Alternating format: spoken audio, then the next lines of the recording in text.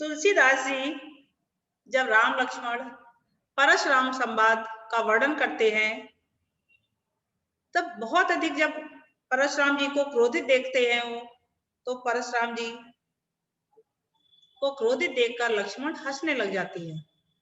उसी का इस सवैया में वर्णन किया गया है। लखन कहा हस हमरे जाना, सुनहु देव सब धनुष समाना, का क्षति लाभ जून धन तोरे, देखा राम नयन के भोरे, छुअत टूट रग पतहु न दोषु, मुन बिन काज करहि कत रोषु, बोले चितै परसु की ओरा, रे सठ सुनौ सुभाव न मोरा, बालक बोल बधो नहीं तोई, केवल मुन जड़ जानहु मोई, बाल ब्रह्मचारी अत कोही, विश्व विदित क्षत्रिय कुल द्रोही, भुजबल भूम भूप बिन कीनी, विपुल बार महिदेवन दीनी, सहस्त्र बाहु सुध छेदन हारा, परस बिलोक मही कुमारा, मात पितहि जन सोच बस, करस महीस किशोर, गर्वन के अर्वक दलन, परस घोर अति मोर, मोर अति घोर। इसमें तुलसीदास जी ने किसका वर्णन किया है? जब परशुराम जी को बहुत अधिक क्रोध आता है तो लक्ष्मण जी उनके क्रोध को देख करके हंसने लग जाते हैं। लक्ष्मण क्या कह रहे हैं? लखन कहा हंसी हमरे जाना, लक्ष्मण जी हंसने लगे और हंस करके कह रहे हैं कि हमारे ज्ञान में तो सारे धनुष, सुनो देव सब धनुष समान, हे देव मेरे लिए तो सारे धनुष समान ही है। भले ही आपको लगता हो ये शिव का धनुष है इसलिए बहुत अधिक महत्वपूर्ण है, पर मेरे लिए तो सभी धनुष एक ही समान है। का क्षति लाभ जून धन तोरे, का क्षति माने क्षति होना, हानि होना, और लाभ मतलब लाभ होना, जून मतलब पुराने।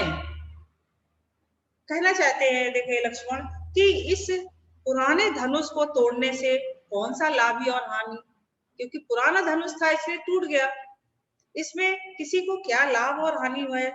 देखा राम नयन के भोले, भगवान राम ने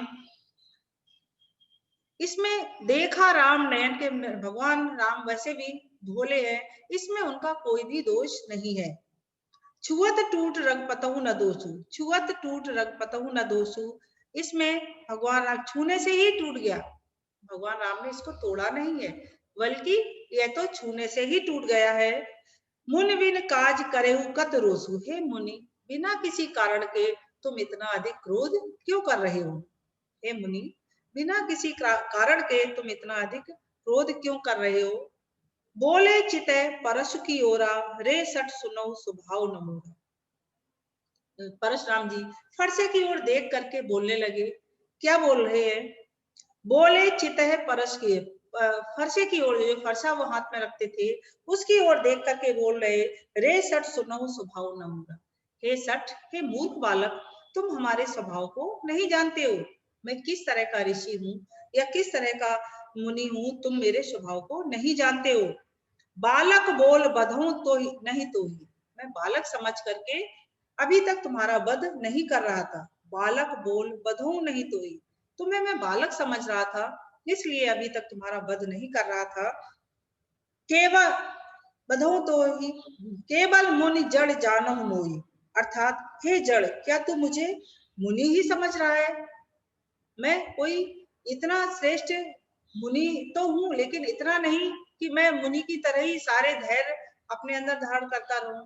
मैं मुनि तो हूँ लेकिन मेरे अंदर क्रोध भी व्याप्त है, इसलिए केवल तुम मुझे मुनि ही मत जानो। बाल ब्रह्मचारी अत क्रोधी, अर्थात परशुराम जी कहते हैं कि मैं बाल ब्रह्मचारी हूँ और अत्यंत क्रोधी हूँ। बाल ब्रह्मचारी अत कोही, विश्व विदित क्षत्रिय कुल द्रोही, और विश्व माने संसार को, संसार को ये ज्ञात है कि मैं क्षत्रिय कुल का नाश करने वाला हूँ, द्रोही माने दुश्मन हूँ, एक तरह से मैं क्षत्रिय कुल का दुश्मन हूँ। क्यों क्षत्रिय कुल का दुश्मन हूँ?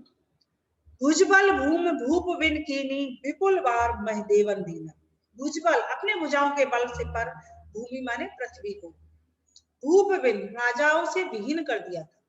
कहा जाता है कि 36 बार परशुराम जी ने इस पृथ्वी को राजाओं, क्षत्रिय राजाओं से विहीन कर दिया था, सारे क्षत्रिय राजाओं को मार दिया था। भुजबल भूप भूप बिन कीनी, आपको जैसा मैंने बताया था कि 4 वर्ड होते थे, ब्राह्मण क्षत्रिय वैश्य और शूद्र, ब्राह्मणों का कार्य होता था पूजा पाठ करना, समाज में सदुपदेश देना और समाज को आगे बढ़ाना। और क्षत्रियों का कार्य होता था राज संचालन करना, राजा बनना, राज संचालन करना, प्रजा का हित और अहित के बारे में सोचना और वीरता पूर्वक युद्ध करना। तो देखिए, कहा जाता है कि भुजबल अनेक बार अपनी भुजाओं के बल पर, परशुराम जी कहते हैं, अनेक बार मैंने इस पृथ्वी को क्षत्रिय राजाओं से विहीन कर दिया था। विपुल बार महिदेवन दी, क्षत्रिय राजाओं को मार करके मैंने ब्राह्मणों को वो राज्य दान में दे दिए थे। विपुल माने अनेकों बार महिदेवन माने ब्राह्मणों को मैंने दान दे दिया था। सहस्त्र बाहु भुज छेदन हारा, मैं सहस्त्र बाहु के भी भुजाओं को छेदने वाला हूँ। मैंने अपनी भुजाओं के बल पर इस सहस्त्रबाहु को भी जीत लिया है। सहस्त्रबाहु की भुजाओं को काटा, कहा जाता है उसके 100 भुजाएं थी। परशु बिलोक महीप कुमारा, हे महीप माने राजा, हे राजा के कुमार अर्थात राजकुमार, इस फरसे को देखो, ये कोई साधारण फरसा नहीं है जिससे तुम्हें किसी भी तरह का डर नहीं लग रहा है, बल्कि इस फरसे के द्वारा ही मैंने अनेकों बार क्षत्रिय राजाओं को मृत्यु के घाट उतार दिया। मात पिता ही जन सोच बस कहे से महिष किसो, हे राजपुत्र अपने माता पिता को क्या तुम शोकग्रस्त करना चाहते हो? मात पिता ही जन सोच बस कह करस महिष किशोर, हे महिष मतलब राजा के पुत्र, क्या तुम अपने माता पिता को सोच में डालना चाहते हो? क्योंकि पुत्र की यदि मृत्यु होगी तो माता पिता तो बहुत व्याकुल होंगे या दुखी होंगे, तो क्या तुम अपने माता पिता को सोच में या शोकग्रस्त करना चाहते हो? मैं किस तरह का हूं?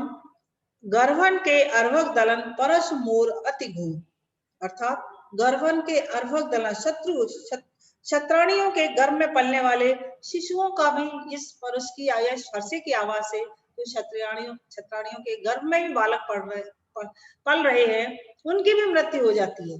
इतनी अधिक इसकी गर्जना है। परस मोर अति घोर, अत्यंत भयंकर है।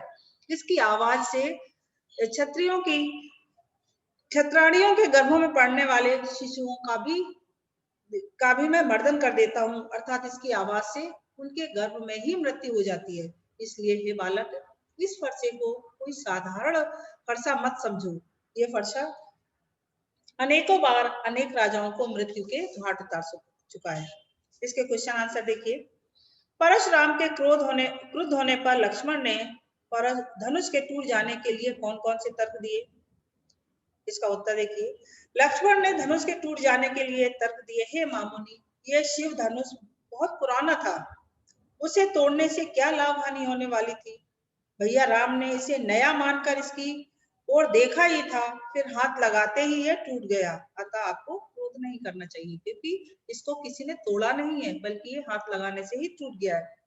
सेकंड क्वेश्चन, प्रस्तुत काव्यांश के आधार पर लिखिए कि परशुराम ने अपने विषय में सभा में क्या क्या कहा। परशुराम ने अपने विषय में कहा कि तुमने मेरे क्रोधी स्वभाव के बारे में नहीं सुना है। मैंने अपनी भुजाओं के बल से इस पृथ्वी के अनेक क्षत्रिय राजाओं को अनेक बार मार दिया है, अनेक बार उनका वध कर दिया है और उनके राज्यों को जीत कर ब्राह्मणों को दान दे दिया है। मेरा फरसा सहस्त्रबाहु की भुजाओं को काटने वाला है, इसलिए तुम एक साधारण फरसा मत समझो इसे। परशुराम जी लक्ष्मण को समझाते हुए कह रहे हैं। दूसरा क्वेश्चन, नेक्स्ट क्वेश्चन दिया गया है कि परशुराम के बारे में कौन सी बात विश्व प्रसिद्ध थी? परशुराम जी के बारे में यह बात विश्व प्रसिद्ध थी कि वे महान क्रोधी थे और क्षत्रियों के कुल के घोर शत्रु थे। इसके पीछे एक कहानी है, शायद मैंने आपको बताई होगी। नेक्स्ट क्वेश्चन देखिए। परशुराम के क्रोध करने पर लक्ष्मण ने धनुष टूट जाने के लिए कौन कौन से तर्क दिए? लक्ष्मण ने व्यंग भरे शब्दों में परशुराम से कहा, हे मुनि, हम तो सभी धनुषों को एक समान ही मानते हैं। फिर यह शिव धनुष पुराना ही था, इसे तोड़ने से क्या लाभ हानि होने वाली थी? भैया राम ने इसे नया मानकर इसकी ओर देखा ही था, फिर यह हाथ लगाते ही टूट गया। अतः आपको क्रोध नहीं करना चाहिए। यदि इस तरह का क्वेश्चन आता है। परशुराम ने लक्ष्मण को क्या चेतावनी दी? या फिर ऐसे आता है क्वेश्चन, परशुराम ने लक्ष्मण को धमकाते हुए क्या कहा?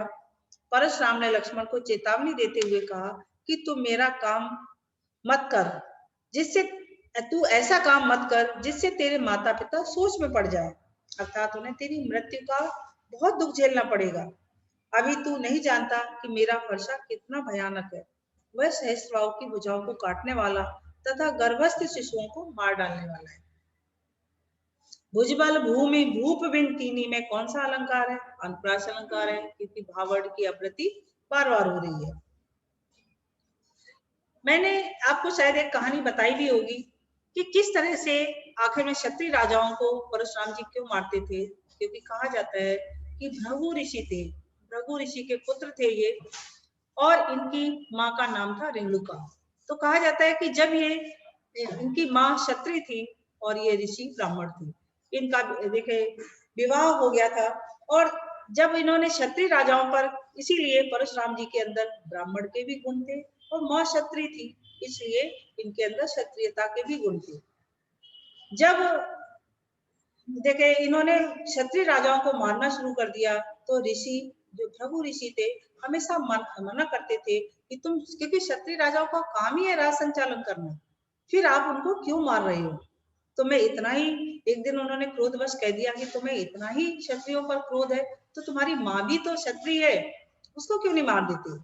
कहा जाता है कि पिता की आज्ञा से परशुराम जी ने अपनी माँ का भी सिर काट दिया, लेकिन पितृ आज्ञा को मानने वाले इतने अधिक थे कि फिर भृगु ऋषि ने उनसे कहा कि तुमने मेरी आज्ञा का पालन कर लिया, अब तुम जो मांगो मैं तुम्हें देने के लिए तैयार हूँ। तो उन्होंने अपनी माँ को ही मांगा कि मेरी माँ को ही जीवित कर दिया जाए। तो उनके देखे भृगु ऋषि ने माँ को जीवित कर दिया था। तो इस तरह से कहा जाता है कि वो क्षत्रिय राजाओं का वध करते थे, उनके अंदर क्षत्रियता के भी गुण थे, क्योंकि माँ क्षत्रिय थी और देखिए पिता ब्राह्मण थे, ऋषि थे।